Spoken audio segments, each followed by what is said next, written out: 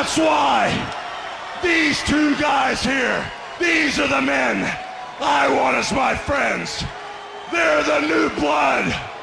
All right, everyone. It's that time of the week for the Detroit Sports Podcast, the Doc and Jock Sports Show. I am the Doc, John Macaroon, and joining me is my cousin. Fans out there, thank you for not barricading my house and not letting Jock come into the studio. I heard the story. Rick Ross in town, and 100 rappers barricaded around Shane Park would not let Rick Ross in. So fans out there, thank you for not boycotting the Jock. I know some of the things he says are offensive in terms of his sexual issues and things that he does in his own privacy. My crotch hurts.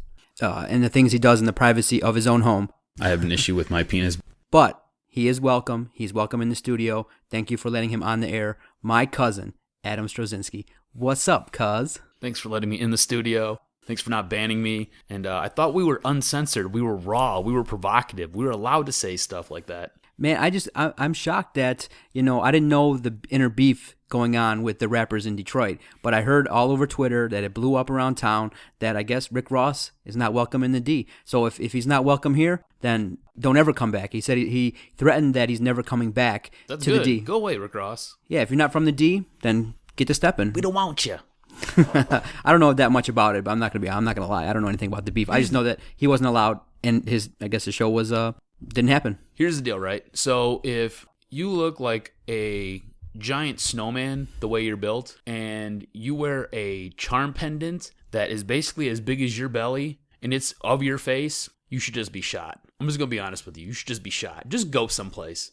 Like, you don't need to come here. We don't have time for fools like you. Go back and hang out in Miami. Do you realize, too, that he was a prison guard? That guy talks about how he's the biggest coke trafficker up and down all the coast of Miami. That guy was a prison guard. Get out of here. You're not, really and truly, you can't believe anything that comes out of that man's face. Go away, Rick Ross. So, an interesting story before we get started. So, I'm watching the no-hitter while we're eating dinner before we do the show. And I'm watching the no-hitter on TV. Tim Lincecum threw a no-hitter during Wednesday's game versus San Diego. Now, because that's the second time in 2 years he's thrown a no-hitter versus the same ball club. So how embarrassing is that? They can't even get a hit against him in two seasons, 2 no-hits, 2 with the same pitcher. Come on now. You know what the worst part is? Like, a few years ago, Tim Lincecum was like the be-all, end-all for pitchers, right? And then he had a little bit of a slide, and he's not been able to get back to that pinnacle of his career. He's just a good pitcher right now. And they can't even manage to get a hit off the guy. What are you going to do? So I put out a message that San Diego Padres suck, and I get a message I get a message on our Twitter at Detroit Podcast from a Megan McCormick from Fox Sports. So I do the natural thing, and I'm like, all right. Hey, you want to come on our podcast? And unlike most females who just run away or call the police stating that I'm stalking them or something, she said, oh, sure, I'll come on the podcast. For those who don't know, John's a little bit of a creeper and has a 4 or 5 cease and desist orders. Only one. Come on now, we'll keep that private. Don't Freedom of Information Act. So to kick things off, we're gonna talk to Megan McCormick out there in L.A. from Fox Sports, and she'll tell us a little bit about what she's doing out there. She's a Detroit girl. I think she's from Bay City. So she's a Bay City girl, and she went out there to L.A., and she'll tell us a little bit about, she's a big hockey fan. She'll tell us about the experience with the Kings in the Stanley Cup and what she does out there in Los Angeles. So stay with us, Detroit Sports Podcast fans. We're going to talk to Megan McCormick in just a few seconds.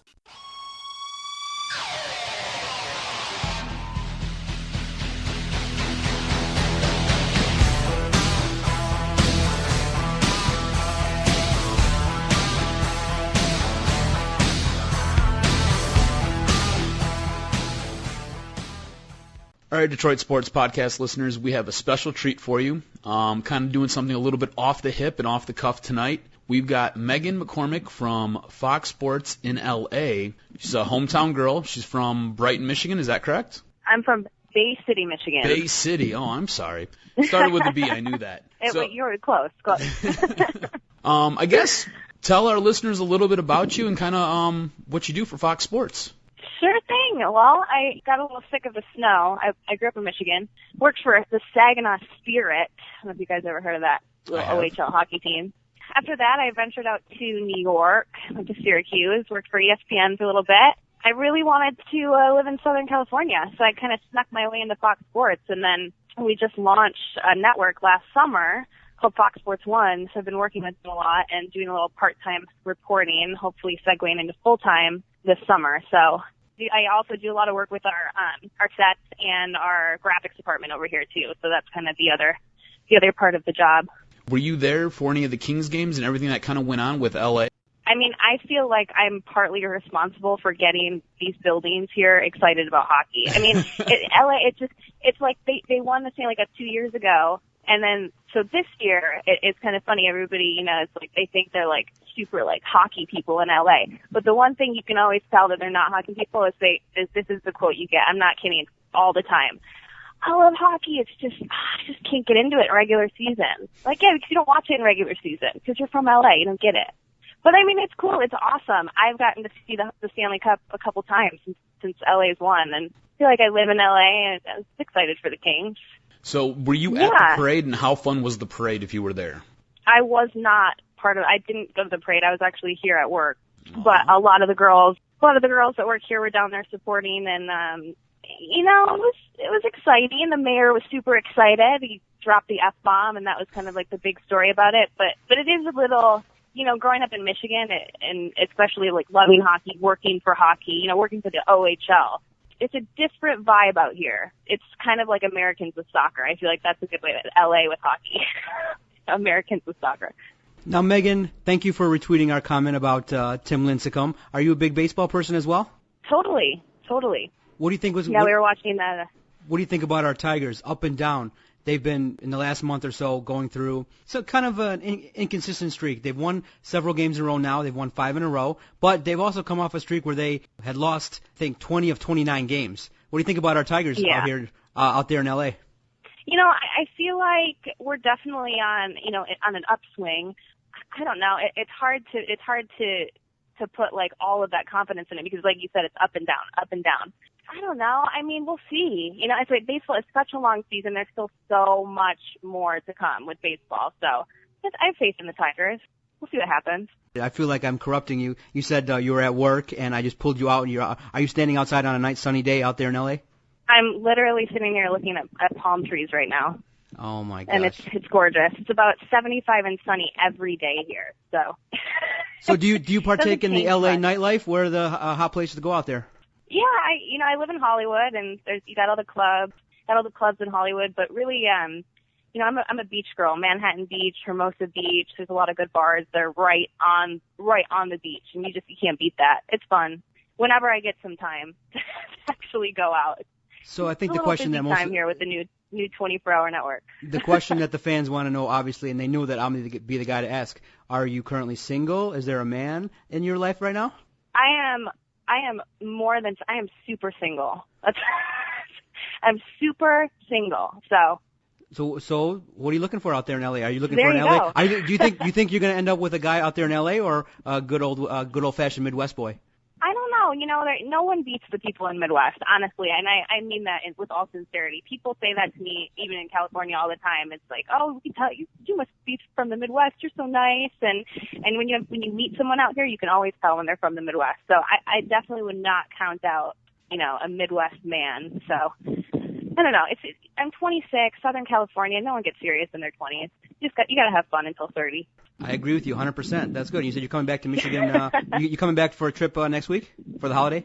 Yeah, I'm coming back for the 4th of July. We have the big fireworks in Bay City, and I haven't been back for years, so I'm excited. It's been about a year since I've been back. I came back last the end of summer, so I'm gonna get up there maybe.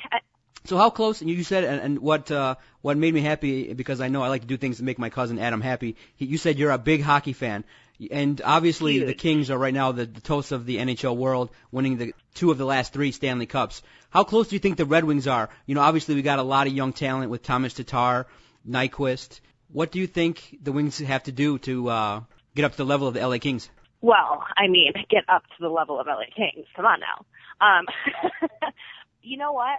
My thing with the Red Wings, I feel like, I've at least been spoiled. I mean, we make the playoffs every single year, and it seems like it's going to take a few years to really build up a new solid team that's going to be able to win a Stanley Cup. And I say that because, a lot of the players our retired Datsuk and Lidstrom. It's like we have these players that people like me that grew up with who are starting to retire. So I really think it's going to be a minute until we see a Stanley Cup. I think we're going to stay solid. We're going to stay good. We're going to keep making the playoffs. But I think it's going to take a few years really to rebuild that solid team that's going to bring a cup back to Detroit. But I mean, honestly, I think with the Kings, they were just, they were so good this year. They lucked out a couple times. They totally deserved to win.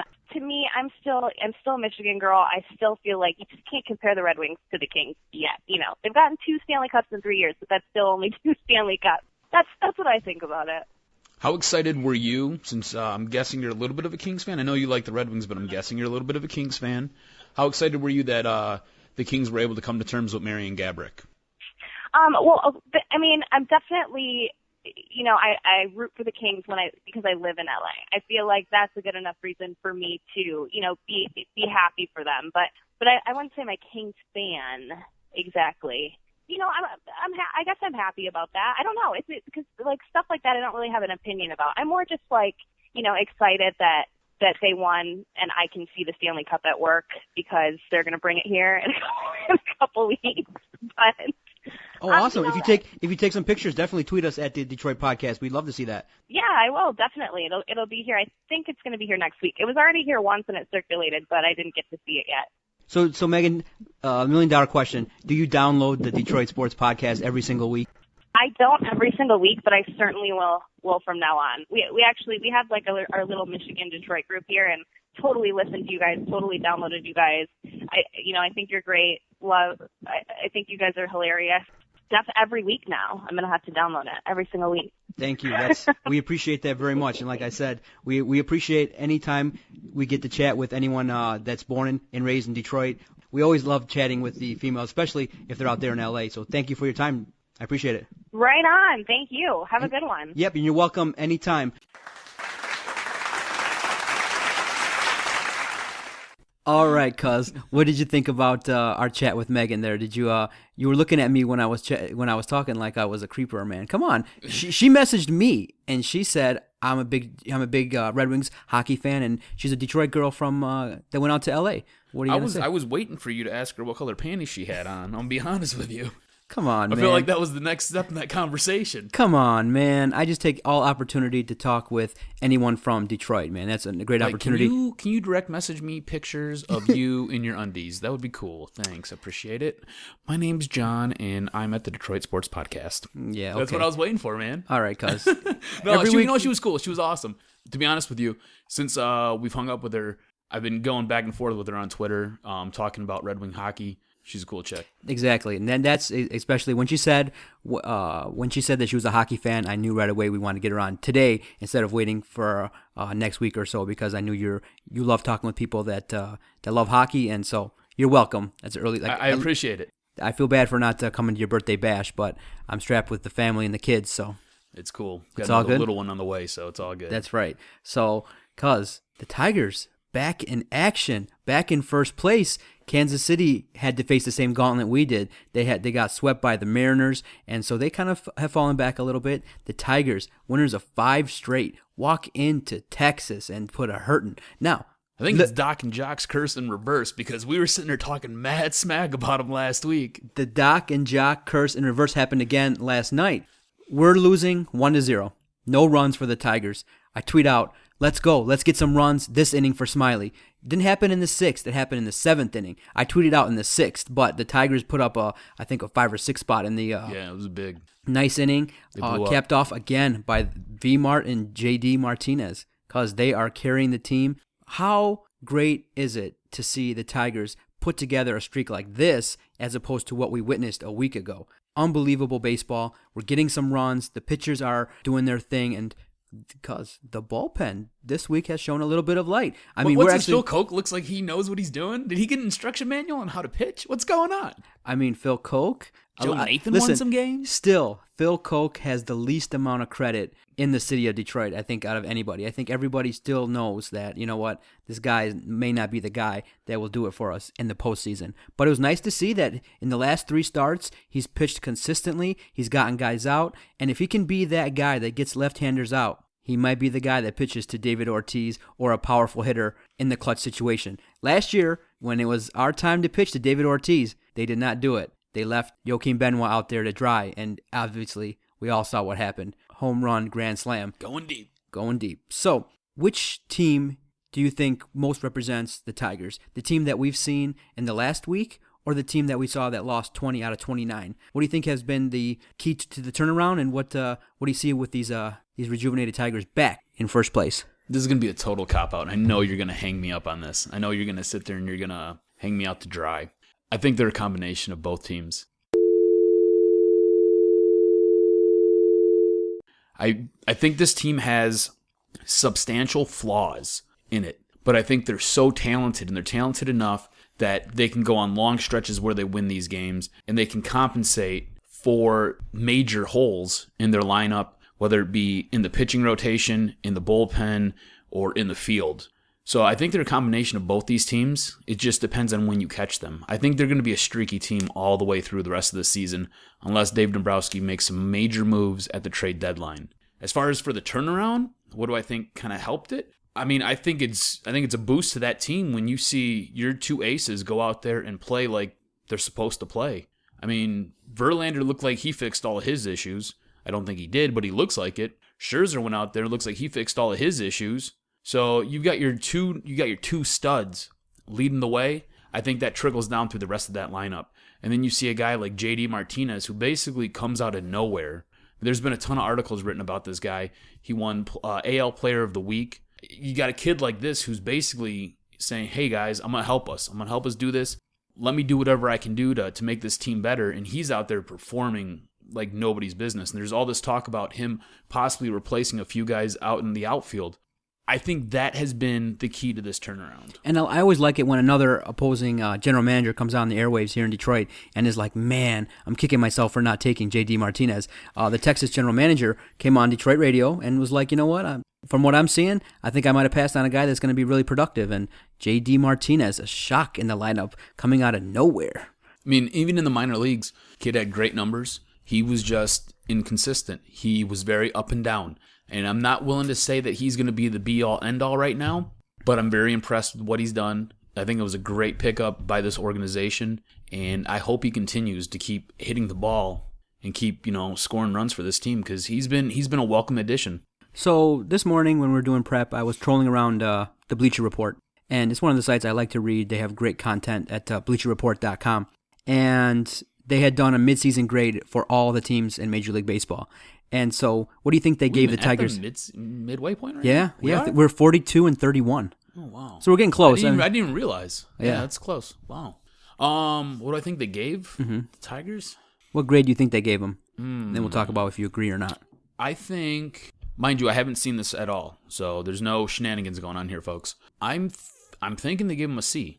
No, they gave them a B-, just due to the fact it was written today, it was put out today. Okay. So they are looking at the 5-game win streak, the fact that we're 3 games above, that we're 3 games up in the American League Central. I think that's fair. B- is, I think, very fair. And the reason, the things that they talked about were, Miguel Cabrera and Victor Martinez carrying the team, the resurgence of the bullpen, the fact that the starters, despite the fact that we're critiquing them pretty harsh when they lost all those games, still have a pretty decent record. And when you look at the combination of Max Scherzer, Justin Verlander, and Anibal Sanchez, combined with the fact that Rick Porcello, if he gives you 15 to 20 wins this year, you're going to have a top-of-the-line rotation that can do some damage if they get hot at the right time. They also focused on the fact that right now, I think the Tigers, before the losing streak, the number was skewed, but with the 8-2 win they had on Wednesday, they're plus minus run differential. They've scored 7 more runs overall than they've given up.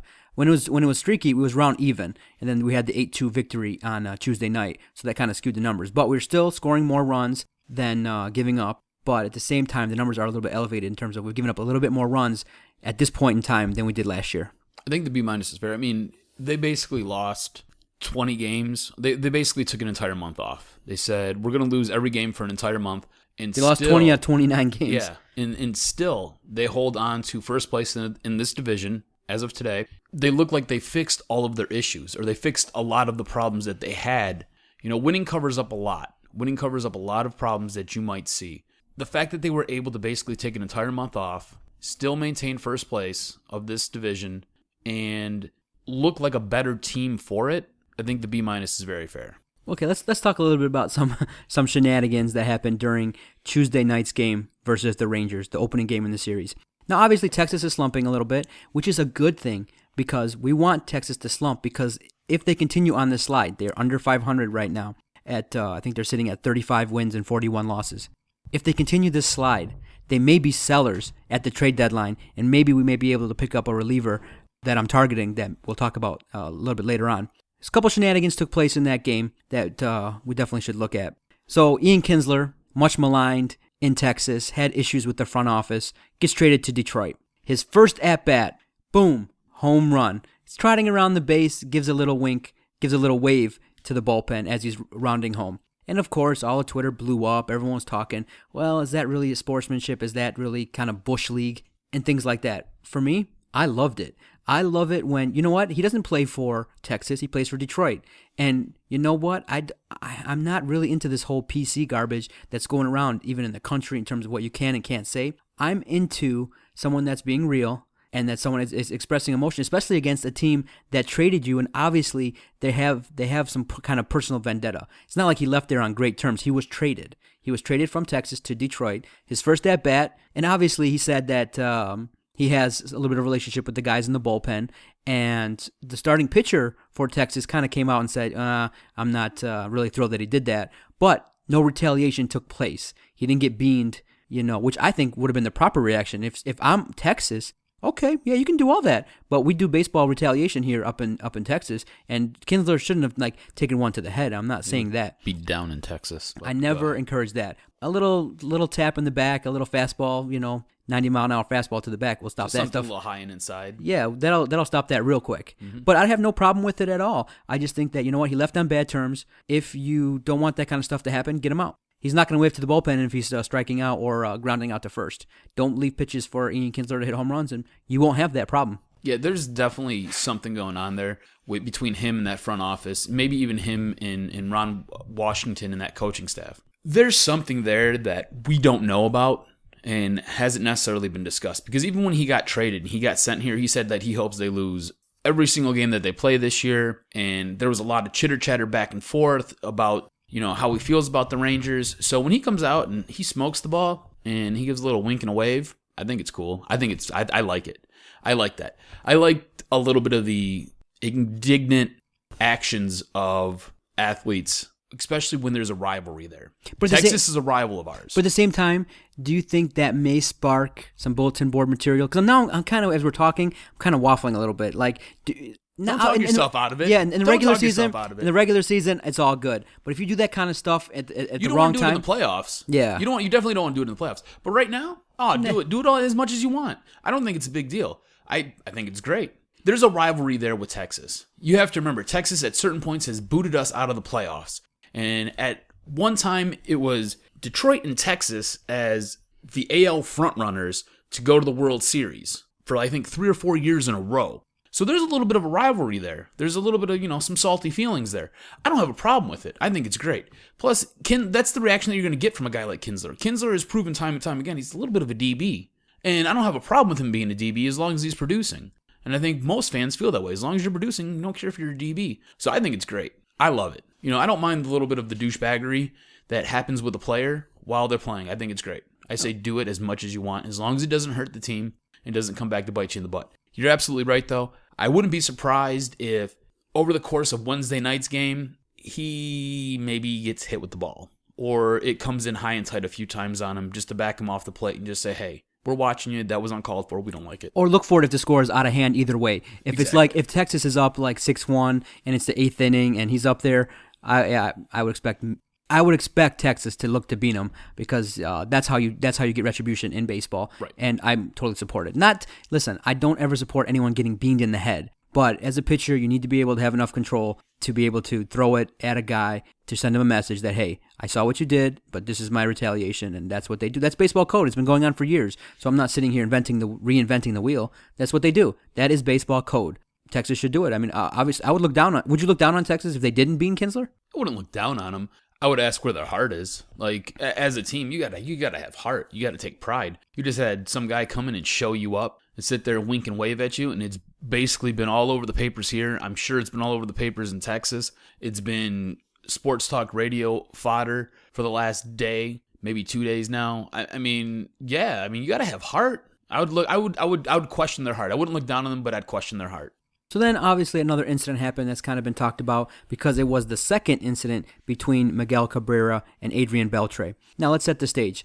I think it was in Detroit. Adrian Beltre is on first base. Miguel Cabrera rubs his head. And Adrian Beltre's kind of come out and said, listen, I'm not down for that. Why is he doing that? So then on Tuesday night's game, Adrian Beltre is credited with his 2,500th hit. He's rounding first base. Again, Miguel Cabrera is trying to rub his head, show him love, kind of show him like, hey, good job, great job.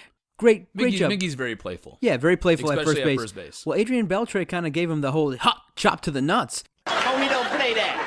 In response, and Did a little tip drill. The talk has been that Adrian Beltre just is confused as to why Miguel Cabrera keeps trying to touch up on him. So, what was your take on Adrian Beltre's reaction, and what's up with Miggy? I thought... I like how you laid this out, almost questioning Miguel Cabrera's sexuality. Why is he trying to feel up on Adrian Beltre? What's going on there? No, because I thought that you were the only guy that I knew that was that playful and liked to get up and touch everyone all the time. So, now Miguel Cabrera's the same way. I know in hockey, you're all trying to hug your teammates over excessively, jumping on them, you know. If we win championships, I'm the first guy to go through and kiss everybody in that lineup. Oh, yeah, exactly. I'm extra emotional. And everyone out there, I was invited to watch Adam play hockey. And when he started kissing the guys 3 times on the lips or on the cheeks, I was totally confused. I'm like, cuz, we do that in the Middle East where I'm from. Why are you kissing your teammates 3 times on the cheek? I don't understand. He goes, cuz, I seen you do that with your family. Not in athletics, cuz. Not in athletics. So what's up with Miggy, man? What's going on with all this contact with the opposing team? I think it's just Cabrera being Cabrera.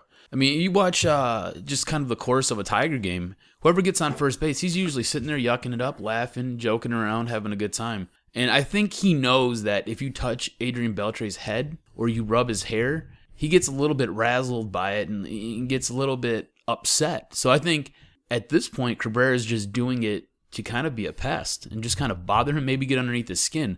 I think it was a little uncalled for the nut shot. I don't think that was very fair. How often, I mean, unless you're really close with friends and you're in grade school, how often do you go around smacking each other in the dingus and in the balls? Not too often at all. You know, exactly. I think that was a little uncalled for, but I think what Miguel Cabrera is doing is just him being a little bit playful and him maybe trying to rile up Adrian Beltre a little bit, you know? He knows he doesn't like it. So he's going to sit there and he's just going to kind of rub his head and play with him a little bit. So I don't know. I mean, how did you feel about it? Do you think Beltre was out of line for it, or do you think Cabrera was out of line? You know, I think they're both equally out of line. I just think that it's really simple. He does that kind of stuff. You just tell him, hey, stop at the first base, and he should stop. And then Adrian Beltre, you shouldn't react that way because those are the private areas. You never know, man. You hit that in the right spot. Miguel Cabrera goes down. We can't have that, especially in a key moment. Miguel Cabrera's, in his 30s now, so he's a little bit more fragile. He's been coming up lame a little bit on some runs with the hamstring and the legs, and he's had groin surgery. So you don't want any problems with that lower body? I don't want no problem from the stomach down. Nothing to the third leg? Nothing to the... stay away. Don't come in contact with that area. The World Series last year was on the World Snow. Especially he had surgery on his groin, didn't he? He had surgery on his groin in the offseason. Yeah. You could rupture something. The divisional series. Sat there and just we wobbled around on that third leg of his. See, you could rupture something. We can't have that. No ruptures, man. So Adrian Beltre, keep your hands to yourself, man. If he hits you, if he touches you in the head, push him down. Why are you going for the nut shot? Push him. Get into a fight. If you don't like it, if you're not happy, push him. They start scrapping at first base.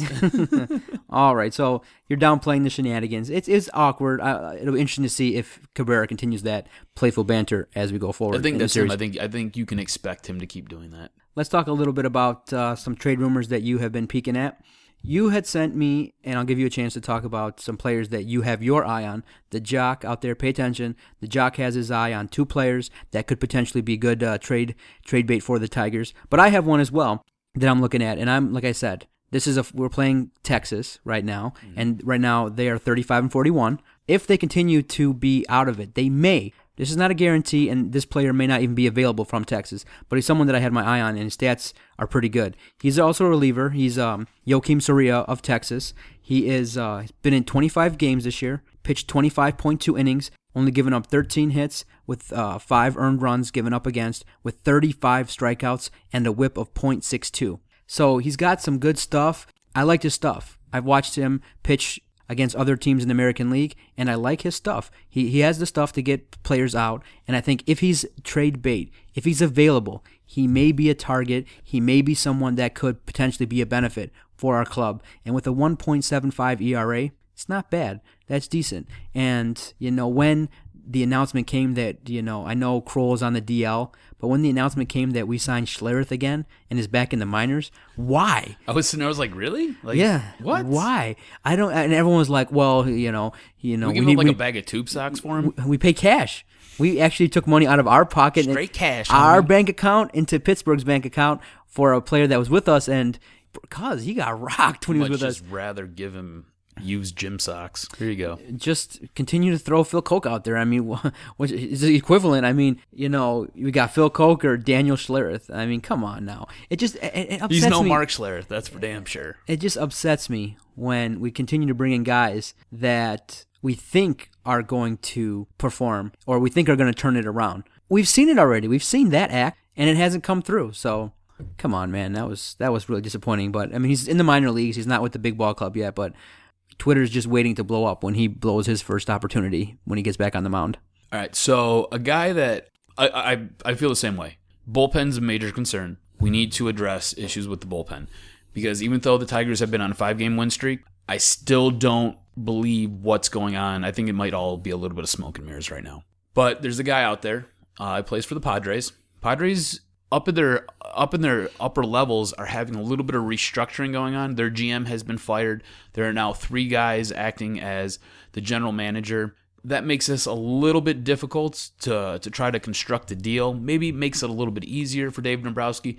It depends on who he can schmooze and who he can win over. But there's a guy out there, their closer, Houston Street, who has a $7 million option on him for this season. So if the Tigers could possibly pick him up, sign him for $7 million. This year he's been great. He's been 20 for 20 for saves. He has an ERA of .96.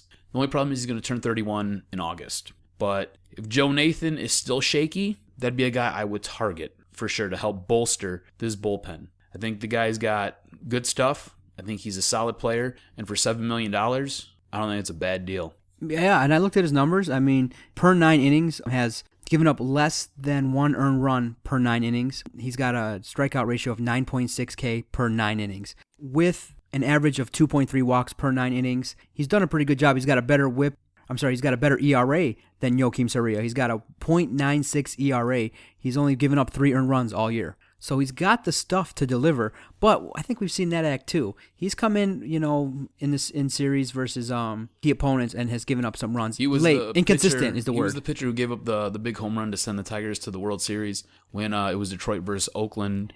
Right. What was that? 2006? That's what comes to mind. 2006. Yeah. So yeah, exactly. I know his work when he was with Oakland. That's exactly. You refreshed my memory. Mm-hmm. So he's 30 years old. Again, you said it. You said it yourself. Let me put it in the context. Out there in the free agent land, every team that's in contention is looking for bullpen help. Everybody is. And right now, unfortunately, while he's not the best, he is the best of the lot that's out there. Mm-hmm. And so he might be worth a pickup depending on what they ask for. They ask for Suarez, I say no. If they ask for J.D. Martinez, I say no. But if they ask for some minor league talent, I might consider it. Maybe a little cash on the side, too. Or draft picks. Yeah. Also, there's a guy out there, maybe a little bit of outfield and a little bit of infield help. I guess utility player. Tampa Bay's Ben Zobrist. Guy's got a great on-base percentage. He can help fill out that top of the lineup when that tends to go into a sidewind and start to struggle. Guy has an on-base percentage of .352. He can play basically any outfield position. He can also fill in at shortstop or second base. So if you need, I know we already have kind of a little bit of a glut, which is different to say, especially coming from where we were at beginning of this year at shortstop. But it's just a solid piece that you could use to fill in, help with the batting lineup, and make you a little bit stronger defensively. Now, this was kind of the reason why I made those comments earlier. He is so inconsistent right now with Tampa Bay because Tampa Bay, how underwhelming have they been? They suck. Joe Madden, despite he's loved by his players, he's got the quirky attitude, he's really great with the media, but right now they've underperformed, and they might benefit from upgrading their situation at manager. But I just don't think, of the two that you presented there, I don't like Ben Zobrist. Let me put it this way. My buddy Steve. Steve was born in Detroit, lives in the area, is a Tampa Bay Rays fan. Every day I see him, I give him a hard time about being a Tampa fan. Tampa is brutal.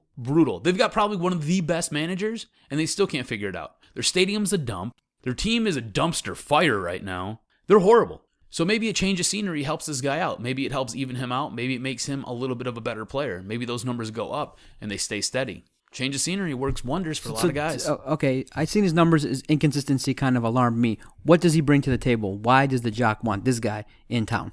What does he bring to the table? I like his on-base percentage. So the guy can get on. He can get on in front of Miggy. You can sit there. You can bat him number 2. You don't want him as a leadoff, but you can put him in there behind Kinsler. He'll sit there and bat in front of Cabrera. So now you've got runners on the pond for Cabrera or Martinez. So when they get on, you can drive more runs in. Also, the guy can play in the outfield or he can play on the infield. So he's a super utility guy. He'll sit there and he'll help fill out. If players get hurt, players need rest. He's not a bad guy to have on your roster. So have you talked to your boy Steve about Zobrist? Was he like, yes, bro, I want this guy here? No, I haven't. Yes. I haven't, but I'm going to see him tomorrow. When I see him tomorrow, I'm going to definitely sit there and talk to him about Zobrist. Oh, my gosh. And what do you think he's going to say? Yes, cuz. Or he's going to say, yes, Probably Adam. won't call me cuz. Well, I'm trying to get it sweeping all across Detroit. Every time, shout out to Vinny. He's like, I love it when you say, what's up, cuz. So everyone out there should address Jock by saying, what's up, cuz. He also wants you to shout out trannies. Come on, what are you going to do? One day we'll talk about your boy Vinny. 'Cause your boy Vinny's an interesting character, and some of the posts he has on Facebook are not, let's just say, not PC. Shout out to Vinny. We love you listening. He's a different dude. What's up, cousin Vinny? It's all good, brother. But, so you're going to talk to Steve and you'll report on what he says about Zobrist. Yeah, I'll bring that back. You know what? I'll tweet it out. All right. Okay, good. I'll look forward to that. Right. Let's just hope now we continue our good streak versus Texas. We go into the All-Star break on a high, and we continue to play like this. And as we watch the Tigers and their inconsistent play, winning so many games and then losing so many games, let's just hope that we can get some consistency. Win 2 out of 3 games, win series. That's most important. Keep the guys healthy, and let's keep these bats rolling. That's just the best way to play. And to stay on top of the AL Central. That's unbelievable. It's been all good. Good week for the Tigers, man. Cheers to that. Cheers to the Tigers' good week. Let's hope they can double up. Yeah. Make it 2 good weeks, then 3 good weeks. Yeah, because we don't want to be good weeks. Yeah, we don't want to be overly critical. We want to say, you know what, good job, Tigers. You played well this week. You got back in first place. You showed a little bit of grit going into Cleveland and handling your business. If they can win 20 out of 29 games this month, that would be great. Stay in first place. Let's continue this consistent streak, and let's continue to kick Texas when they're down. Real quickly, Prince Fielder comes out and says he's going to be nude in the ESPN, the magazine body issue. Seriously? Seriously? What a clown. What a clown. Who wants to see that? Yeah, exactly. I mean, why? Why announce that? So I know you're going to be first in line to get it, but... It gets mailed to my house. Oh, does it? Yeah. You're going to get that? I'll bring it in for you. Don't worry. Oh, joy. Do you remember when I sat there and I went on my Jock slams for the ESPN, the magazine? Yeah. When I got Eminem and Calvin, and instead I think, who did I get? I think I got Drake. I got Drake and some other asshat. It was horrible. So, okay, good for you. Well, I'll be sitting here looking at my Kate Upton swimsuit edition. You can look at Prince Fielder and give me a report. All right, cuz. Stay tuned. After the break, we're going to play a round of Jock Jams. The Doc has several questions lined up for the Jock. I'm interested in getting his opinion on some important sports topics. Stay tuned.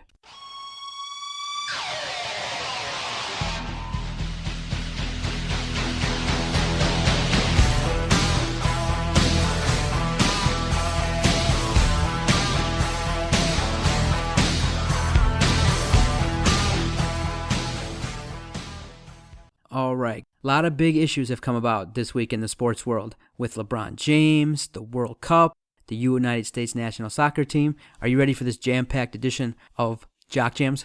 Let's get it started.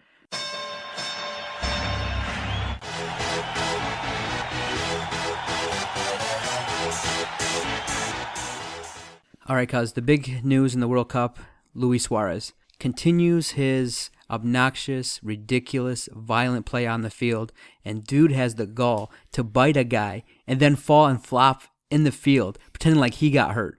is totally downplaying it, is totally not accepting responsibility for any of his actions His versus comments Italy. After everything, when the media was And in the his coach face asking too? about it, even worse, even more disrespectful. I'm sorry, go ahead. Yep. So the first question obviously is, what should the repercussions be for Luis Suarez and his actions in the World Cup? I think he needs to be banned for the remainder of the 2014 World Cup. I think FIFA needs to ban him for the 2018 World Cup. We were doing a little bit of research earlier today because we put a blog out about this.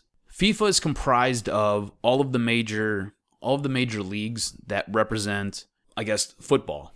Not American football, but soccer. So UEFA is part of FIFA. The team that he plays for is Liverpool. They're governed underneath UEFA. So it all trickles down from FIFA. FIFA should ban him for an entire year from playing for Liverpool. I think the next year, I think he's got to sit out. This is the third time that this has happened. So the first time it didn't sink in. Second time it didn't sink in. He also made racist comments to another player. He acted like an ass with the fans in Fulham, where I think he grabbed his genitals or flipped them off. So it doesn't seem to sink in with him. Even when he plays for Uruguay, it doesn't seem to sink in that you can't act a fool. And we put a nice little blog out there, and we just kind of chronicled his history and all of his missteps.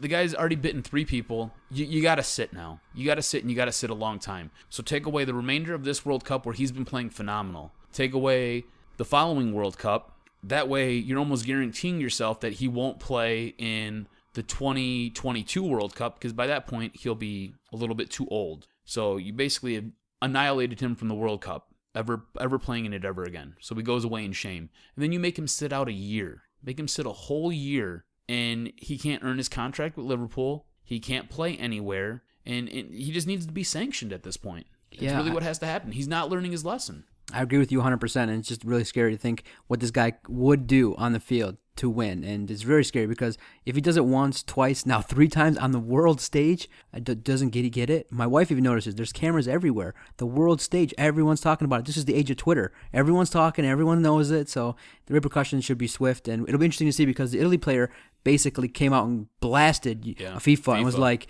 he didn't get red carded because they want the best players in the World Cup. So he's on alert. Everyone's on alert. Chiellini don't mess around. Italy don't mess around. That dude's part of the truth. All right, real quickly. USA today plays Germany. What happens? Do we advance? Do we get out of the group? I think we advance. Okay, good. I think we advance. Let's start there. I think we advance. I think it's going to be a good game. I'm going to go out on a limb here. I think they win. Oh, okay. I think they win. All right, let me tell you why. Okay. All right, Germany, we both agree. Germany's probably heads and tails best in this group for sure. They're a top 3 team at this World Cup right now. Possibly the top team. They seemingly can score goals in bunches and at will. I think Jurgen wants this so bad. And there's been all this talk about them having some type of stage coup where they basically just kick the ball around for 90 minutes and they both end up riding off into the sunset with a draw. I don't think that happens. I don't think Jurgen wants it like that. I think Jurgen wants to rub this in their face. And I think he wants to win this game so bad. And I think that trickles down to every one of these players on that field. And I think they want to win it for him. Okay. And I think they win this game. Now, if all things being equal, same travel, same days played, I could agree with that line of thinking. But Germany does have one extra day. After that game when Ronaldo made that beautiful cross to tie the game with 20 seconds or so left, Jurgen was on fire and he was interviewed and he said, listen, FIFA's doing all they can to make the top teams have accommodations. So Germany has 1 extra day of rest. They haven't done nearly as much traveling as we have, and they haven't played in the scorching heat like we have. So with that said, with the conditions that we faced, I see a loss, but I see a simple 1-0 loss. I see a 0-0 halftime score. I think it's going to be, like you said, like that early on. Germany will have something happen, a great cross or maybe a penalty when they get the ball in our zone. I think they're going to control the play. I think that they're going to not put it to us. They're not going to play their They're not going to play to their full capacity. 1-0, and we just have to hope for Ghana and Portugal to tie, or that Portugal wins 1 or 2-0, and then we'll be all good. So we have a 75% chance, so it's all good, but let's just not start seeing Portugal light up the scoreboard 1-2, or Ghana. Ghana cannot go up there and beat Portugal 4-5-0, or we're going to be in big trouble. And it happens simultaneously today. You're the hater, and I'm not. That never happens. I'm being realistic. Usually the hater on I'm this listening to program. what the guy's saying, and he's obviously right. In soccer, the guys are running. The U.S. team has got 1 day less rest, and they're playing in like the jungle and the Amazon. I mean, The U.S. has traveled more than any other team at this World Cup. give me a break. Keeping with the soccer theme a little bit, some of the naysayers that on Twitter, which I love to obviously peruse for news and information and get other people's opinions. Being the Twitter troll that you are. Twitter troll, the Twitter troll, came up with a great question that I read on Twitter. Okay. Someone who was a Lions fan obviously did their homework and came up with a simple comparison. In your opinion, Jock, what would happen first? The United States winning the World Cup or the Detroit Lions winning the Super Bowl, the NFL Super Bowl? In your opinion, what would happen first? Initially, I want to say the Lions. But the more and more I think about this question, I think the U.S. has made dramatic improvements and are tracking in the right direction. And I think this being headed up by Jurgen Klinsmann, I think the U.S. is dangerous. I think they're on the verge of something very good.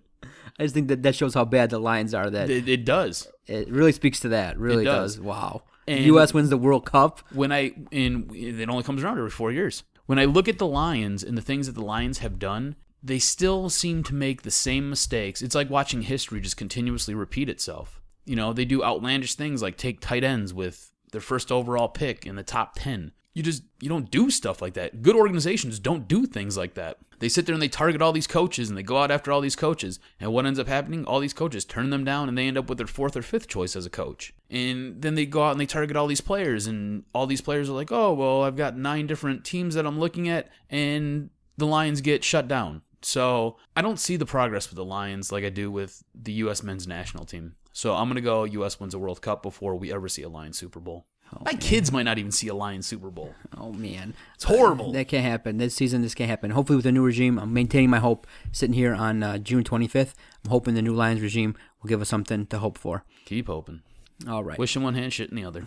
While you were critiquing me and criticizing me earlier this afternoon, I was reading the Detroit News, trying to come up with some ideas. I came across a great article, and it was just a kind of a review of some of the hit or miss of the Red Wings draft.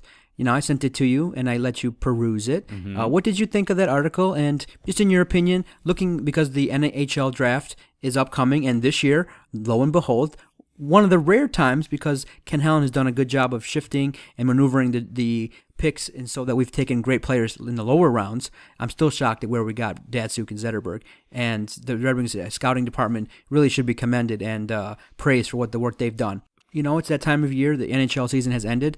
What did you think about that article in terms of the hit or misses in terms of the Wings draft, and who was maybe your favorite hit and your worst miss in that collection in the Detroit News? I think it just goes to show how well this organization drafts. They tend to miss out, especially when they draft very high, but when they go into that 6th, 7th, 8th, 9th round, they can pull talent like nobody can.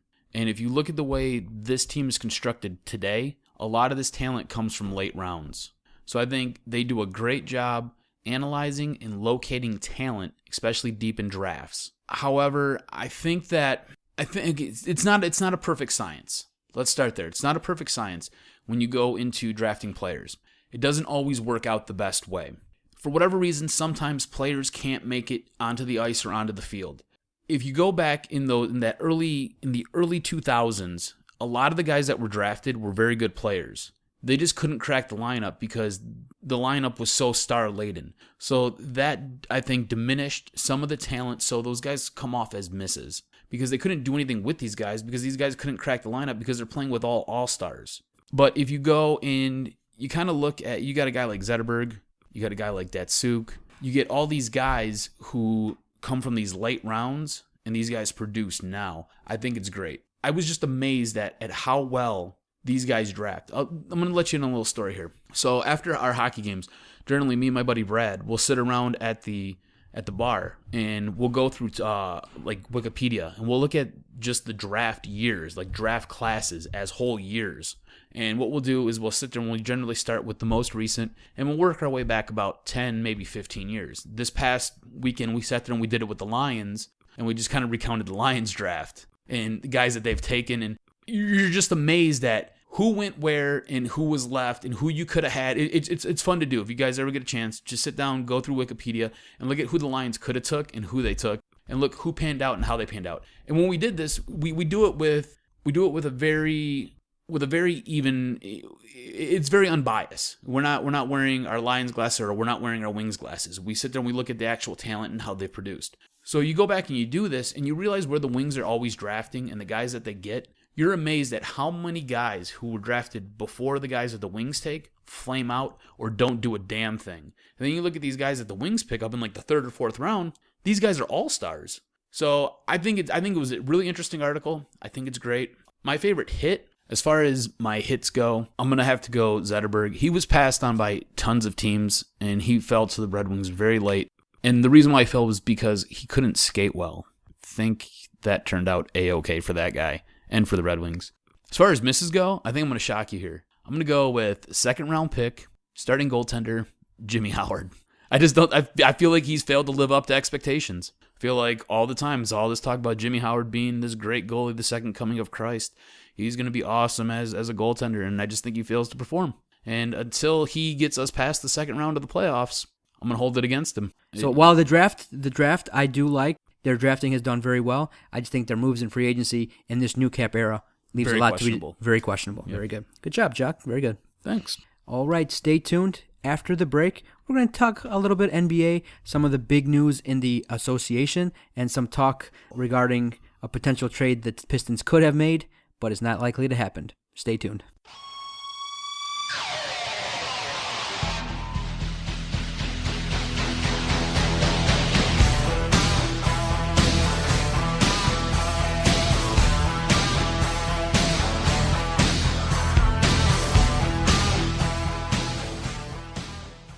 All right, everyone. Thank you for sticking with the Detroit Sports Podcast. Thank you for downloading. Also, we want to give a shout out to our friends at the Detroit Sports Nation. Definitely check out their Facebook page at the Detroit Sports Nation. Visit their website, DetroitSportsNation.com. You'll hear their writers on our podcast often. We're in collaboration with them, and we've definitely enjoyed it so far. So check out our friends at the Detroit Sports Nation, as well as thank you for showing your support for our project here at the Detroit Sports Podcast. You can visit our website, DetroitSportsPodcast.com. Click through those banner links. Check out our blogs. You can support us on Twitter by messaging us at Detroit Podcast. And thank you for sharing this with a friend. If you like what you hear, you like the weekly downloads, just tell 1 or 2 people, and that helps us grow from within, and that's what we like.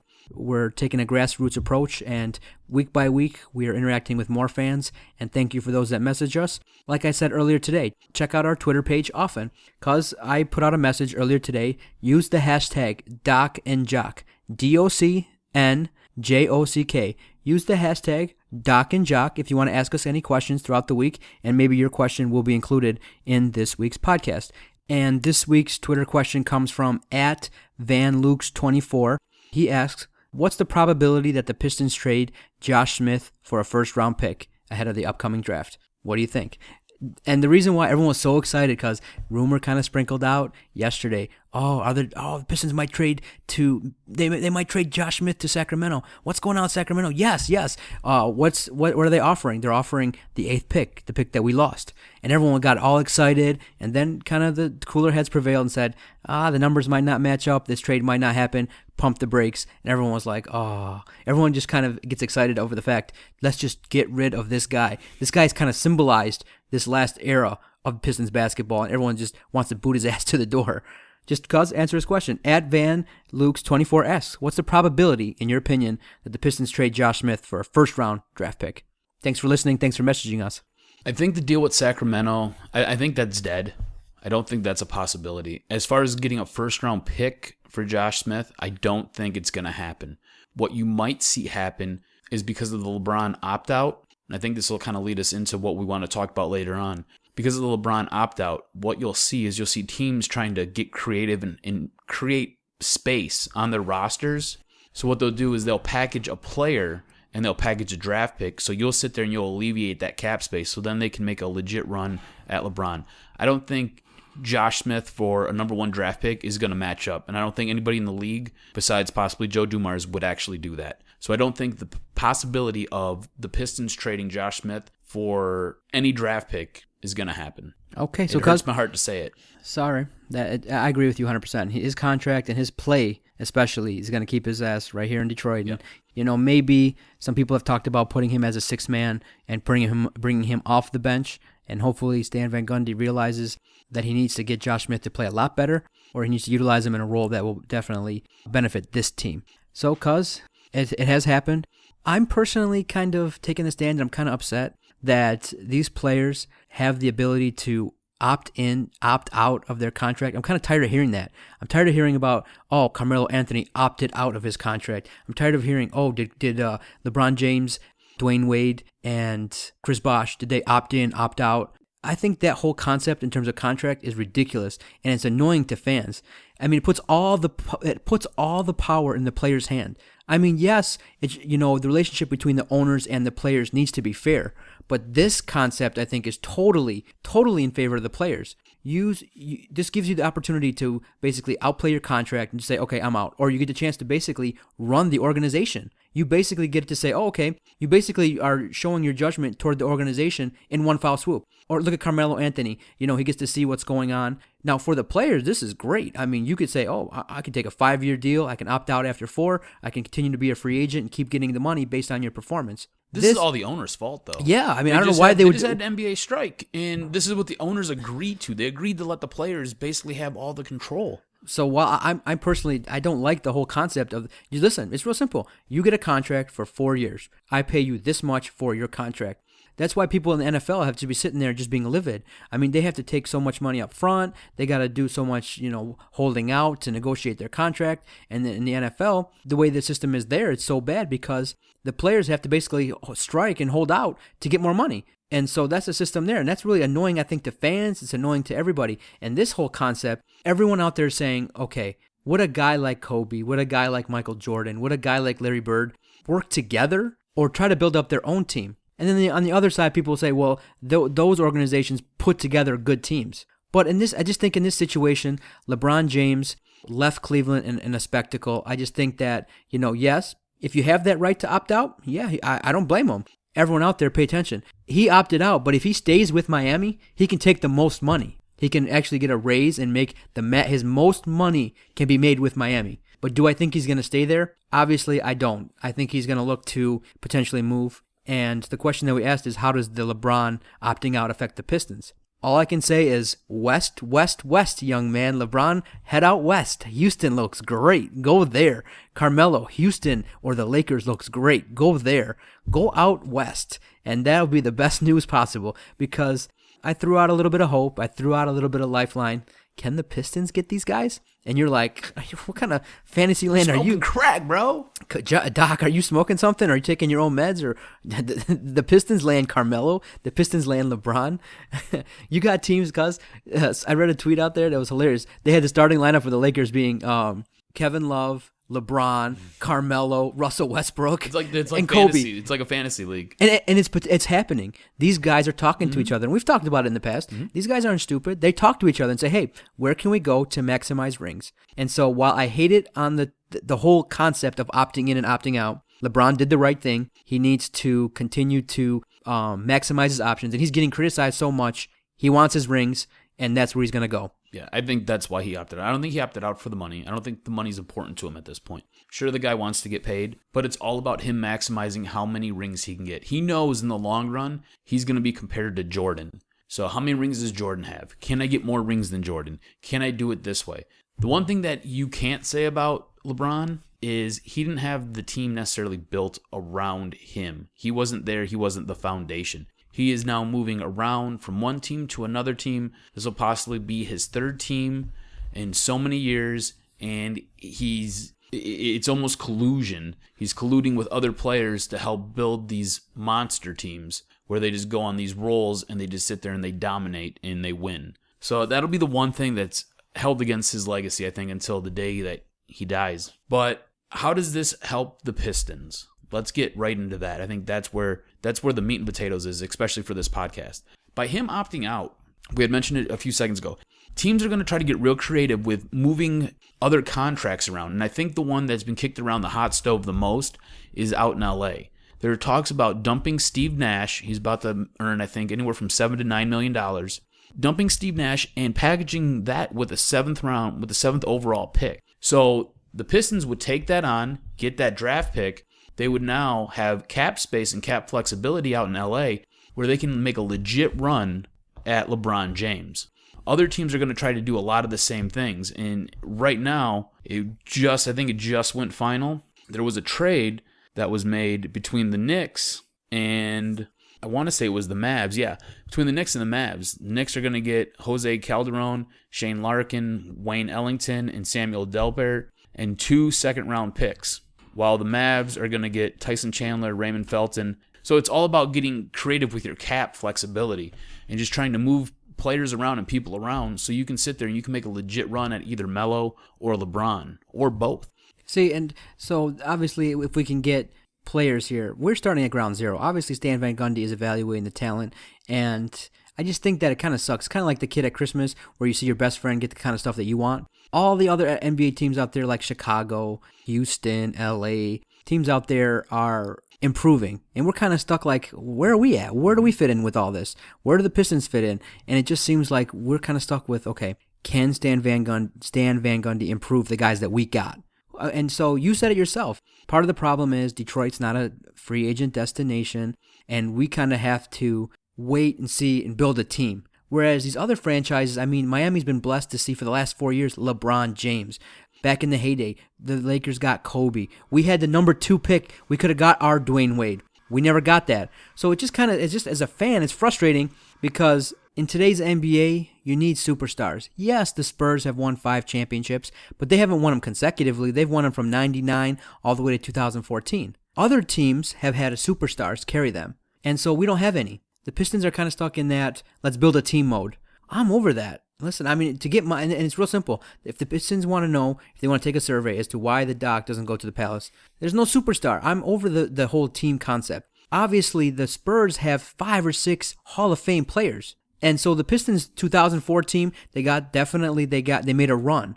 But were there superstars? No, they were a team concept. They were Spurs-like. You don't even have a Hall of Famer on that team. Yeah, you don't have a Hall of Famer on that team. You know, some people say maybe Ben Wallace because of his defensive prowess.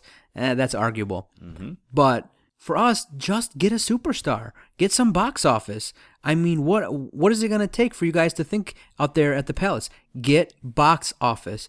I can't lay at the feet of Stan Van Gundy, Josh Smith and Brandon Jennings, but that's not box office. That's not going to get my money out of my pocket. That was the thought, though, when they made that move. That Josh Smith was box office? Yeah. They could not think that. I thought that was basketball. He's not box office. Well, does it make sense, though? You've got too many big men down low. And you see how it works. It just clogs everything up. I think that was a flawed philosophy. I think they legitimately thought Josh Smith was a superstar or was a star. Maybe not a superstar, but a star. Somebody who you can attach your name to and sell tickets.